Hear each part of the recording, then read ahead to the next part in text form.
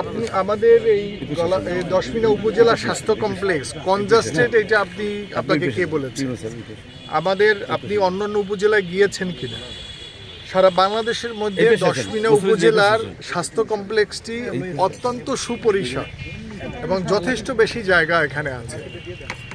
আপনি জেনে থাকবেন যে একটা স্বাস্থ্য কমপ্লেক্সে এখানে রুগী এবং অন্যান্য যে ব্যবস্থাপনা আছে, এমনকি আপনি এখানে অতি দাহ্য অনেক পদার্থ থাকে, এখানে অক্সিজেনের অনেকগুলো সিলিন্ডার পর্যন্ত থাকে।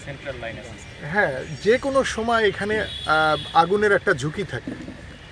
এই ফায়ার যদি এখানে আসে, তো সেই ফায়ার যে ফাইট করবে সেইটার ওয়াটার রিসোর্স কোথায় হসপিটালের? আমাদের দশমিনা স্বাস্থ্য কমপ্লেক্সে তো ওয়াটার রিসোর্স ছিল না। আমরা এখানে পুকুরটা করতেছি অনেকগুলো কারণে এটা সুবিধা আসবে।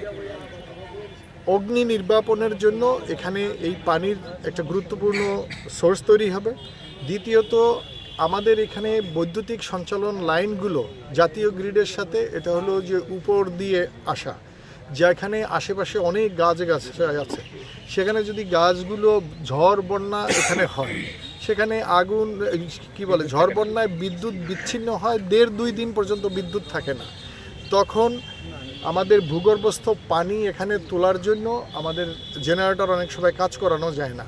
সেই ক্ষেত্রে এই পানিটা দিয়ে তখন আমাদের চিকিৎসা এখানে কন্টিনিউ রাখতে হয়।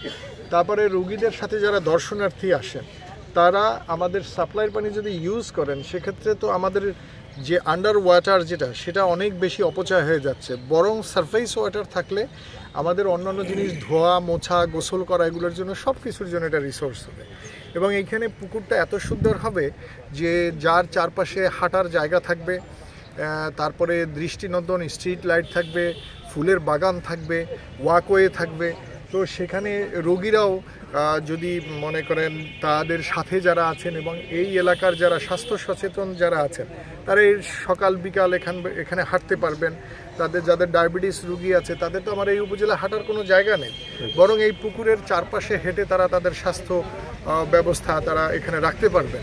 তো এই পুকুরটা অনেক ধরনের কাজে এখানে লাগবে এবং অনেক সুন্দর হবে। এখানে পরিবেশটাও সুন্দর হবে, নির্মলতা আসবে। পুকুরের উপর দিয়ে বাতাস হসপিটালে যাওয়ার কারণে রোগীরাও এখানে একটা প্রফুল্লতা অনুভব করবে। এবং যথেষ্ট জায়গা এরপরেও, পুকুর কাটার পরেও এই হাসপাতালের আমাদের যথেষ্ট জায়গা এখনও আমাদের এই কমপ্লেক্সের মধ্যে আছে। আর কিছু? Thank you.